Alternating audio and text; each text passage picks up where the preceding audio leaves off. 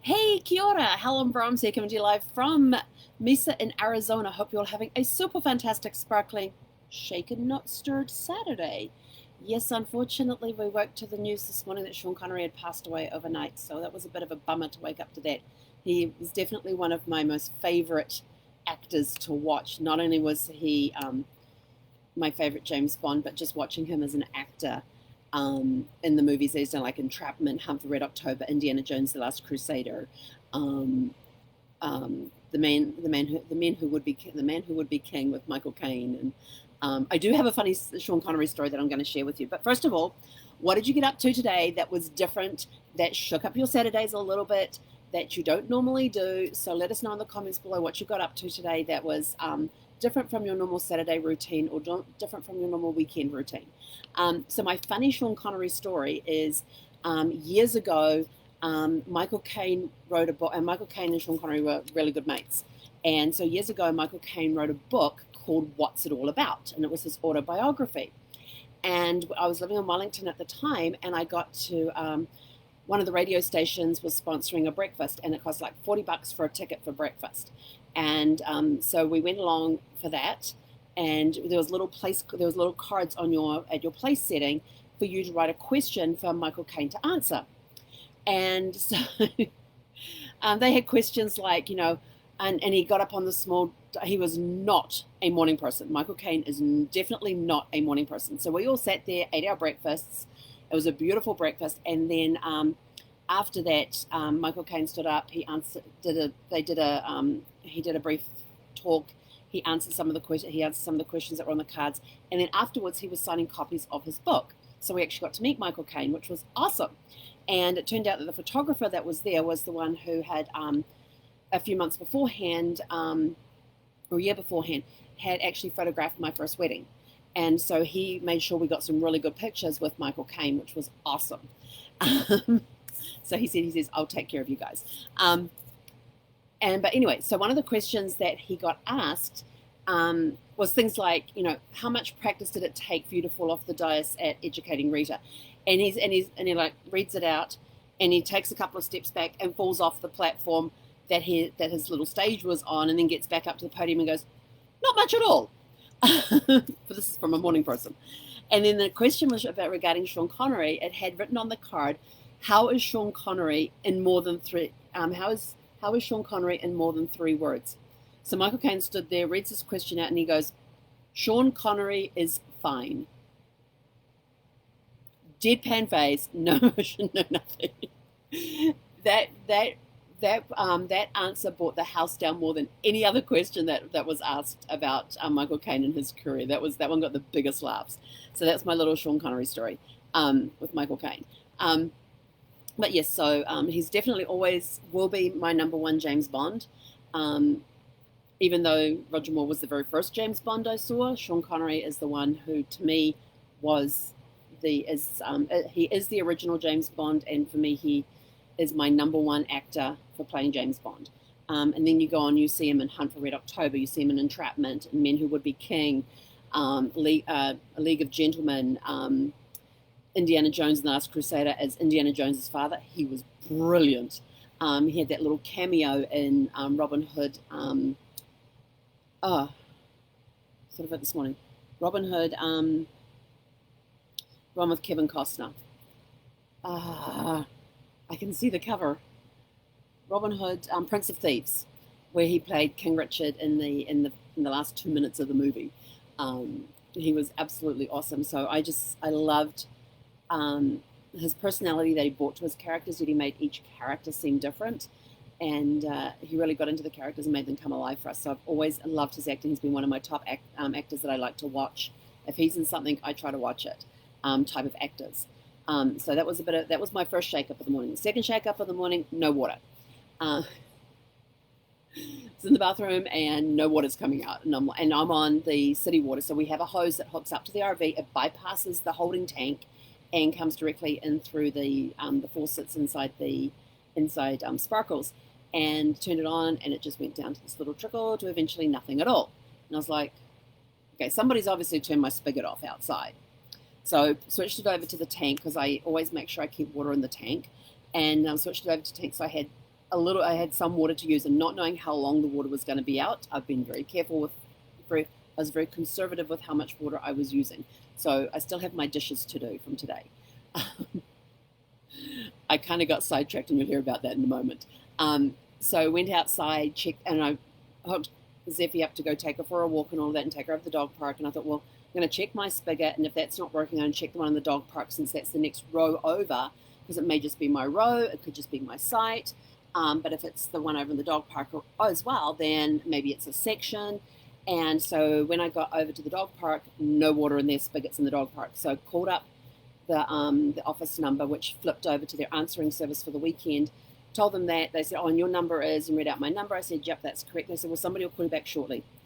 I still don't have a phone call. I still have not had a return call. And I called them at like 8 o'clock this morning. It's like 8 o'clock this morning. It is now after 4 o'clock. So what's that, 8 hours? And I still don't have a returned phone call. And so when we got back, we sat outside for a bit, and Zeffie was playing around with her Kong, and highly entertaining watching her play the Kong. And our neighbor came out, and he says, oh, do you have any water? I went, nope. I said, do you? He says, like, nope. And he said, oh, some snowbirds probably come in and run over the pipe. It's got backed up too far and knocked out the water. He says, it happens all the time at this time of the year. And I'm like, great. And I thought, I definitely have to make sure I keep my holding tank full during the next few weeks when all the snowbirds are due to come in. And because this is obviously a problem that happens frequently by the sounds of it. And then we're outside there, and then one of the women that we meet over at the dog park often with her little dog, and Zeffie and her little dog, like best mates. And we quite often have great conversations when we're at the dog park. She drives past and she says, oh, she says, are you out of water too? I went, yep. And she's in the same block that I am, but on the other side. So she's in the row that's directly behind me, because there's four spigots at the end of each RV. So each side is a back-in site. And then between the sites at the back there, you've got the utilities. There's the power pole or the power utility box, and then there's the spigots and the sewer outlets. And so so she's in the same block that I'm on, but on the other side, on the back side of me. And so she says, yeah, they told me it'll be a couple of hours before it comes back on. I'm like, okay. So I think it was like around 12, or somewhere between 12 and 1 that it finally came back on. And like I said, I still haven't done the dishes because I can't. We went back outside. Oh, this was funny. The mail person turns up, and of course Zeffie sees the van out the window, comes running to the door, because I had the door open and the screen, but the screen closed, and gets up because there's a package coming. There was a package coming. So Zeffie gets all excited and everything else. And the woman, she's really sweet. She comes to the screen door, sees Zeffie sitting there, waiting with her bum going like crazy, walks back to her mail truck, gets her a dog biscuit, comes back. I open up the slide that's on the, by where the handle is for the screen door.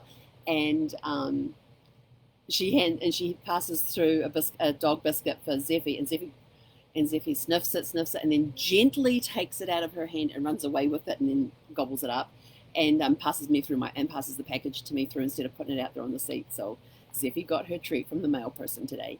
And then we went and sat back outside again for a bit, and then it was sort of like lunchtime, so we came back in and got lunch.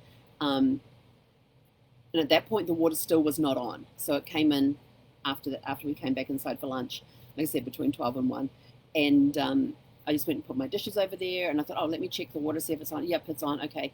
Came and sat back down because I was in the middle of playing detective. So I've got, when I was with, in the Polka Dots networking group that I'm with, there's a separate, sort of like a VIP membership, I guess you could call it, or an enhanced membership called Diamond, and I belong to that. And so and we had a Diamond Day for all the diamond polka dots, and we had door prizes. So one of the door prizes I did was give away one of my genealogy blueprints, and so I got to meet the person who had won that the other day, and so I am having so much fun with her researching a family tree. So I have been lost in there. I've got like 1,000 tabs open in my screen is, all I can see is I can see the symbol and 2 letters of that's how many tabs I have open.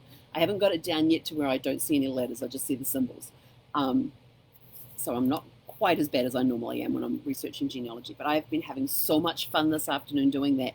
And then all of a sudden my computer goes, it is 16 hours. Because I've set my computer to telling the time. But it doesn't go, it's 1600. It just goes, it's 16 hours. I don't recall hearing the 3 o'clock one or the 2 o'clock one. That's how ingrained I have been. So I've actually been sitting here for like the last 2 to 3 hours just doing nothing but doing research. And I've got forms filled out here. I've got notes all over the place. I've been copying and pasting stuff into Evernote where I can keep it all in one area for the stuff that's online, jotting down notes that I then have to go and put into the family tree, so I'm not having to flip backwards and forwards between screens.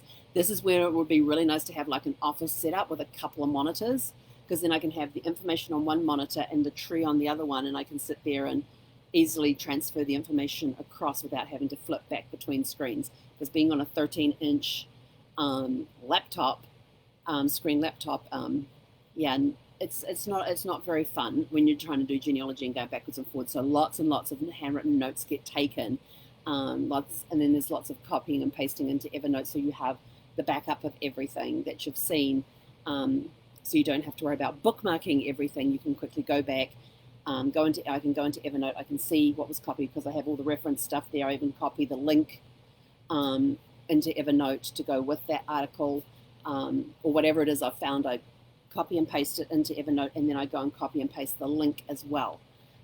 So if I need to go back to that link for some reason, I can quickly click on it and it takes me back. So it's been a lot of fun. It's been a lot of fun. And then she sends me a text message and saying, oh, there's a rumor that we're related to, and it's some famous general. So I was like, ooh, that'll be fun to find out.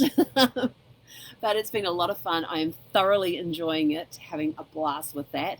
I have another project that's on hold because I'm just waiting for some information to come in so I can continue that one. But it has been a super fantastic, sparkling, shake it up Saturday. And yes, it is sad that Sean Connery's passed, but on the bright side is that, you know, he was 90 years old. He leaves an amazing legacy. And I've been very blessed with the entertainment that he has provided me with over the years and will continue to provide me for the rest of my days. So if you're looking for the silver lining in his passing is the fact that his movies will live on. He hasn't made a movie since 2003. That was 17 years ago when he did League of Gentlemen. That was the last movie he ever made, as far as being on screen goes. I know he produced some movies. I also think he produced League of Gentlemen too, so that may have been the last movie he produced as well. But you know, his legacy will live on. And that's the really cool part about actors, is that you've got these movies that will outlast them, and people will never forget them or forget those little stories that they have of those people, and every time they see them on screen in a movie that they're replaying or maybe even watching for the first time. So yes, it's still a super fantastic, you know, no matter what happens, today is always super fantastic and sparkling. So I have those memories to remind me of what a great actor he was. I have movies in my DVD collection that he is in several of. Just Cause, that was the other one I was trying to think of. That's a really good detective movie. That one, and what was the one where he plays the army guy? Was it army guy? Oh, there's one where he plays an officer. Was that Poseidon? No. Shoot. There was another one where he plays like a general or a colonel or something, and he's investigating a murder, I think it is. That was really good too. I can't remember the name. I want to keep saying it's the Poseidon or the Poseidon. Oh. And then there was Just Cause, where another two of his movies that I have up there. I haven't pulled my DVD folder down yet to see what movies of his I have. I just sort of like, oh yeah, I've got that one. Let's see if it's got it, if I can have a look here real quick. Oh yeah, The Rock, another one. Dragonheart. Oh, I loved him in Dragonheart. He was just the voice of the dragon, but he was an awesome one. King Arthur in the First Night. He played King Arthur in the First Night. Yeah, Just Cause, that was really good. What was that other one? Oh yeah, that's right. He was in Highlander as well. The Presidio. That's the one I was trying. He was Lieutenant Colonel Alan Caldwell in the Presidio. And then there was it Rising Sun? was the one with the murder in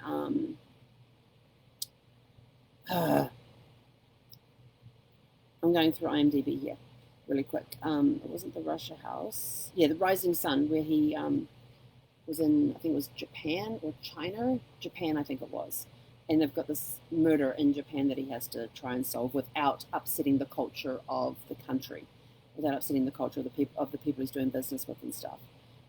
So there's been a lot of great movies he has been in over the years. So I'm going to go pull down my DVD binder tonight and go through and figure out which ones I'm going to watch. And of course, November is coming up, so I'm thinking of, because last November I did my my James Bond marathon through the month of November, where I watched one James Bond movie a day, and then so if you go back to my Facebook lives from last November, I did one James Bond movie a day, and then I reported the following eve. I would watch a James Bond movie, and then the following evening, I would on the Facebook Live, I would report about the movie I'd seen the previous evening, give you some background information because I was watching the specials that come with the special features and stuff that gives you inside information to the making of the movie, behind the scenes and all of that. So those were all November last year. So they're also going to start replaying and so thinking I might do that again. But no, then I'm going to have to report different facts about the movies, so I'm not repeating myself, which means I've got to go back and watch them. Actually, I've got all the notes, so I have to go back through the notes and find the ones that I already did and all of that. But yeah, there were some great movies. So tonight, as a tribute to Sean Connery, I will be watching some of the movies that he has been in. And as part of my Serenity Sunday tomorrow, there may be some more James Bond, or actually, no, it won't be James Bond. Ooh, he was also in Orient Express, Murder on the Orient Express as well, the original one. I wonder if I have that on DVD. All of a sudden, these names are just popping into my head, so I might have to go see if I can find that one, because that was really good. I enjoyed that one much. I enjoyed the original Murder on the Orient Express way more than I enjoyed the remake of it. But anyway, go have a super fantastic sparkling Friday. If you have a look at my Facebook page, there is a post there about Sean Connery. Please go put on that post, which I might go change the post to ask, what is your favorite James Bond movie? Because every time Sean Connery movie, because every time somebody comments, I go and ask them what their favorite Sean Connery movie is. So let us know what your favorite Sean Connery movie is on this one here. Would be awesome. So have a super fantastic sparkling evening, and we will catch you guys tomorrow. He konara.